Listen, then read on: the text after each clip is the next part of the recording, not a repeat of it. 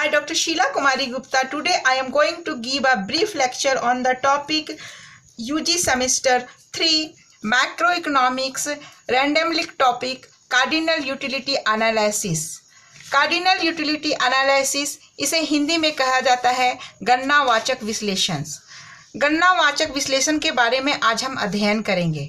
Utility analysis has an important place in the interpretations of the theory of demand. Utility means to maximise satisfactions or to achieve maximum utility, अर्थात मांग के सिद्धांत की व्याख्या में उपयोगिता का महत्वपूर्ण स्थान है।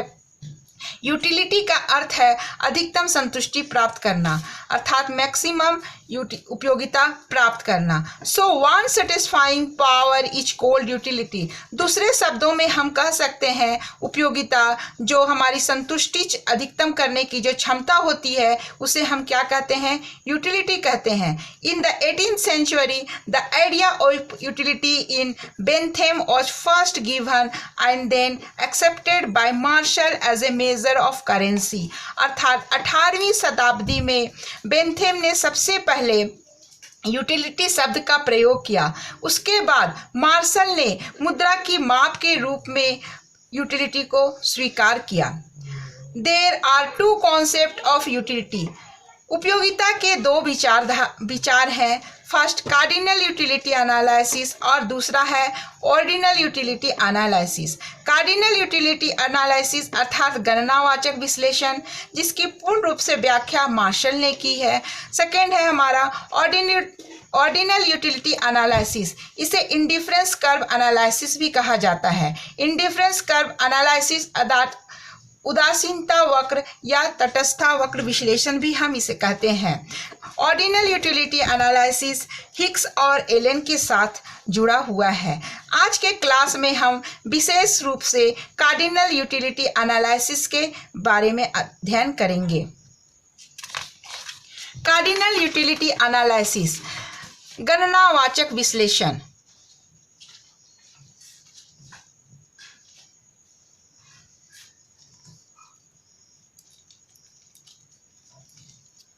ड्यूपिट, Gossen, Walras, Menger, Jevons, Marshall, Pigou supported cardinal utility analysis. अर्थात गणनावाचक विश्लेषण से किन किन अर्थशास्त्रियों का नाम जुड़ा हुआ है ये याद करेंगे आप। Dupuit, Gossen, Walras, Menger, Jevons, Marshall और पीगू जो कि गणनावाचक विश्लेषण से जुड़े हुए हैं।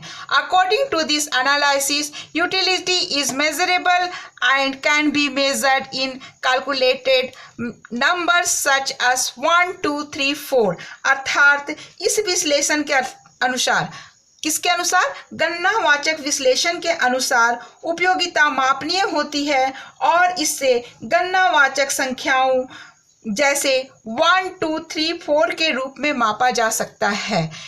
नेक्स्ट हम देखेंगे यूटिलिटी फीचर्स अर्थात उपयोगिता की विशेषता। फर्स्ट, यूटिलिटी इज सब्जेक्टिव अर्थात उपयोगिता व्यष्टिपरक है, अर्थात यह एक मनोवैज्ञानिक धारणा है, यह व्यक्ति विशेष से जुड़ा हुआ है। दूसरा, यूटिलिटी इज रिलेटिव अर्थात यह एक सापेक्षिक होता है। सापेक्षिक का अर्थ है कि वस्तु की उपयोगिता व्यक्ति, समय और स्थान के साथ बदलते रहती है। आज हमारे लिए जिस चीज़ की उपयोगिता है कल वह नहीं हो सकती है। जैसे अभी गर्मी का मौसम है तो हमारे लिए एसी, कूलर की उपयोगिता अधिक है, लेकिन जैसे ही मौसम चेंज होगा, बरसात का मौसम आएगा या इसके बाद जाड़े का मौसम आएगा तो ये जो एसी है और कूलर है, पंखा है, उसकी उपयोगिता हमारे लिए क्या हो जाएगी? कम हो जाएगी। इसीलिए कहा जाता है कि यूटिलिटी इज रिलेटिव अर्थात यह एक सापेक्षिक होता है। नेक्स्ट है utility depends on wants and it's intensity अर्थात तुष्टि गुण या उपयोगिता मानव की आवश्यकता या तीव्रता पर निर्भर करती है। कहने का अर्थ है कि यह हमारी आवश्यकता की तीव्रता, हम कितने इच्छुक हैं, हमारी इच्छा कितनी है उसके प्रति, उस वस्तु के प्रति हम कितने जागरूक हैं, हम कितने आकर्षित हैं, उस पर हमारा यह उपयोगिता डिपेंड करती है। जैसे अगर प्रचलन में कार है सभी के पास, तो हमें भी देखकर उसकी उपयोगिता बढ़ जाएगी। कोई अगर पैदल नहीं चलता है, सभी गाड़ी का उपयोग करते हैं, तो हमारे लिए भी वो उपयोगी हो जाएगा। लेकिन यदि सभी गाड़ी का उपयोग नहीं करते हैं तो वह हमारे लिए उपयोगी नहीं भी हो सकता है। तो हम देखकर भी प्रभावित होते हैं और यह हमारी आवश्यकता और तीव्रता पर भी निर्भर करती है। नेक्स्ट है no physical shape of utility, अर्थात उपयोगिता का कोई भौतिक रूप नहीं होता है। कहने का अर्थ है कि यह कोई ठोस पदार्थ नहीं है जिसका कोई विशेष रूप से शेप हो, आकृति हो। इसका कोई भी आकार प्रकार नहीं होता है। किसी के लिए यह कोई भी वस्तु अधिक उपयोगी हो सकती है और किसी के लिए वही वस्तु कम उपयोगी हो सकती है। नेक्स्ट है utility and satisfactions is not the same. कहने का अर्थ है कि उपयोगिता और संतुष्टि दोनों शब्दों का समान अर्थ नहीं होता है, ये दोनों अलग अलग शब्द होते हैं। नेक्स्ट है इट कैन बी मेजर्ड, अर्थात उपयोगिता मापनीय होता है, उपयोगिता को हम माप सकते हैं। Next utility is not governed bye moral values, अर्थात उपयोगिता नैतिक मूल्यों से प्रभावित नहीं होता है या चोरी डकैती जैसे सामाजिक कुरीतियों से जो है हमारी प्रभावित नहीं होती है। कहने का अर्थ है कि यह नैतिक मूल्यों से संबंध नहीं रखता है। नेक्स्ट है यूटिलिटी इज इंडिपेंडेंट, अर्थात उपयोगिता एक दूसरे पर निर्भर नहीं करती है, इंडिपेंडेंट है। यह मनोवैज्ञानिक होती है, साइकोलॉजिकल होती है, या व्यक्ति विशेष की इच्छा पर निर्भर करती है। Next utility is measured by currency, उपयोगिता को हम मुद्रा के रूप में माप सकते हैं।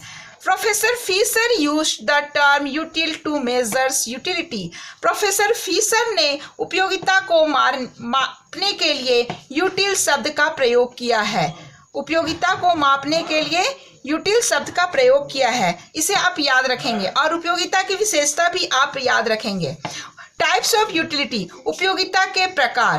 फर्स्ट, उपयोगिता के दो प्रकार होते हैं। फर्स्ट है मार्जिनल यूटिलिटी एंड सेकेंड है total utility. Marginal utility and total utility के बारे में हम देखेंगे। According to Bolding, the marginal utility of any quantity of a commodity is the increase in total utility, which result from a unit increase in consumption. अर्थात उपयोगिता वस्तु की किसी मात्रा का सीमांत तुष्टि गुण या कुल उपयोगिता में वृद्धि है जो कि उपभोग में एक और इकाई के परिणाम स्वरूप प्राप्त होती है।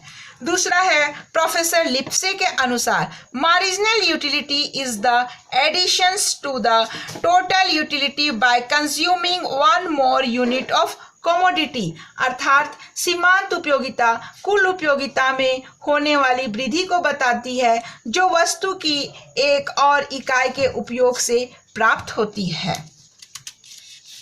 नेक्स्ट हम देखेंगे मार्जिनल यूटिलिटी। मार्जिनल यूटिलिटी को हम फॉर्मूला के रूप में भी दिखला सकते हैं। Marginal utility is equal to MUN बराबर summation TUN minus TUN minus 1 और MU is equal to change in TU divided by change in Q। अब यहाँ पर हम इसे एक एग्जाम्पल के रूप में देखते हैं।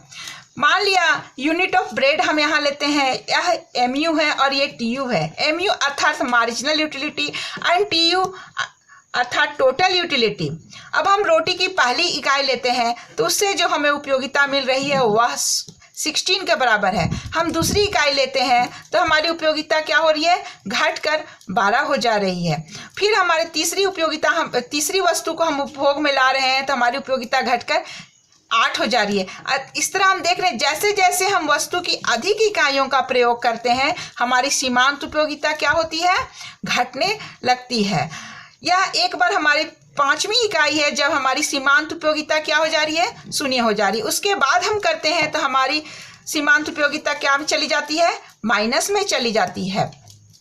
इसके हम 3 रूपों में हम मार्जिनल यूटिलिटी को देखते हैं। फर्स्ट है पॉजिटिव MU अर्थात धनात्मक सीमांत उपयोगिता, सेकेंड है शून्य सीमांत उपयोगिता एंड थर्ड है ऋणात्मक या नेगेटिव सीमांत उपयोगिता। अगर हम इसे एक डायग्राम के रूप में दिखलाते हैं तो देखिए y एक्सिस पर हम TU और MU को दिखलाए हैं, x एक्सिस पर हम यूनिट ऑफ ब्रेड या रोटी की इकाई को दिखलाए हैं। अगर हम फर्स्ट इकाई इधर 1 लेते हैं तो यहाँ पर हमारा इस तरह का हम अगर कर्व डालते हैं, प्लॉट करते हैं तो हमें MU वक्र डाउनवर्ड स्लोप में मिलता है। तो ये देखेंगे हमारी 3 स्थिति यहाँ पर नजर आ रही है। ये एक स्थिति है, ये पॉजिटिव स्थिति है, ये नेगेटिव स्थिति है। यहाँ पर जब हमारी सीमांत उपयोगिता शून्य है इस कंडीशन में, तो हम यहाँ पर किस स्थिति में है, 0 सीमांत उपयोगिता की स्थिति में है। लेकिन अगर इससे हम पहले चले जाते हैं, इधर बाईं ओर चले जाते हैं, तो हमारी सीमांत उपयोगिता पॉजिटिव होती है, पॉजिटिव MU में होती है, अर्थात यहाँ से यहाँ तक जो है हमारी पॉजिटिव है, धनात्मक है। और हम इधर चले जाते हैं तो हमारी सीमांत उपयोगिता क्या में चली जाती है, माइनस में चली जाती है। इसे हम एक एग्जाम्पल के रूप में भी समझाते हैं। हम जैसे हम वे भूख लगी है और हम खाना खाते हैं, तो जो हमें पहला रोटी है वो अमृत के समान लगता है, या हम पहला गिलास पानी पीते हैं तो हमें बहुत ही ज़्यादा संतुष्टि मिलती है। लेकिन जैसे जैसे हम अधिक इकाइयों का उपयोग करते हैं हमारी सीमांत उपयोगिता घटने लगती है। कहने का मतलब हम पहला गिलास पी रहे हैं तो हमें अधिक संतुष्टि मिल रही है, दूसरा गिलास पी रहे हैं तो उससे उपयोगिता हमारी घट रही है, फिर तीसरा गिलास पी रहे हैं तो हमारी उपयोगिता और घट जाती है, चौथी पी रहे हैं तो और घट जाती है, अब 5वां गिलास जब हम पी रहे हैं तो हमें पूर्ण संतुष्टि मिल जाती है। इसके बाद भी अगर हम पीते हैं तो हमें पीने की इच्छा नहीं है और हम पी रहे हैं तो हमें किसी तरह की कठिनाइयों का भी सामना करना पड़ सकता है। इसलिए यहाँ पर जो हमारा वांट सेटिस्फाइंग पावर जो 0 है, इसे हम 0 MU कहेंगे। और इसके पहले हमारा पॉजिटिव हो गया और इसके बाद हमारा क्या हो गया, नेगेटिव हो गया। तो ये 3 प्रकार से हमारे सीमांत उपयोगिता होते हैं। अब हम टोटल यूटिलिटी के बारे में देखेंगे। Total utility is equal to summation MU। इसे दूसरा फॉर्मूला हम कह सकते हैं TU is equal to MU1 plus MU2 plus dash dash dash, यहाँ MUN भी हम लिख सकते हैं। अभी इसे हम एक यहाँ पर जो टोटल यूटिलिटी है हम इसे देखेंगे कैसे आया है। 16 पहली इकाई हमारी क्या है, 16 है। इसके पहले प्रीवियस में कुछ नहीं है, 0 है, तो यहाँ पर हमारा 16 हो गया। TU हमारा 28 कैसे आया है, तो हमारी दूसरी इकाई से प्राप्त सीमांत उपयोगिता क्या है, 12 है। और इसके पहले प्रीवियस में कितना है, 16 है। अगर हम इन दोनों को ऐड करते हैं तो हमारा 28 हो जाता है। थर्ड हमारा इसी तरह हमको क्या करना है, ये हो गया 8 plus 12 plus 16 is equal to 36। इसी तरह हम करेंगे तो हमारा 40 हो जाएगा। फिर ये 5वीं इकाई पर हमारा जो है यहाँ पर देखेंगे कि हमारा ये मैक्सिमम हो जाता है, मैक्सिमम TU हो जाता है यहाँ पर। इसके बाद हमारा TU क्या होने लगता है, घटने लगता है। तो हमारा TU is equal to formula में देखेंगे समेशन MU होता है। तो कुल उपयोगिता के 2 प्रकार हैं, उपयोगिता के 2 प्रकार हैं, marginal utility and total utility. आज के क्लास में हम लोग यहीं तक देखेंगे। नेक्स्ट क्लास में हम लोग देखेंगे कि इनके बीच क्या संबंध है। Thank you for watching my video. Please like and subscribe.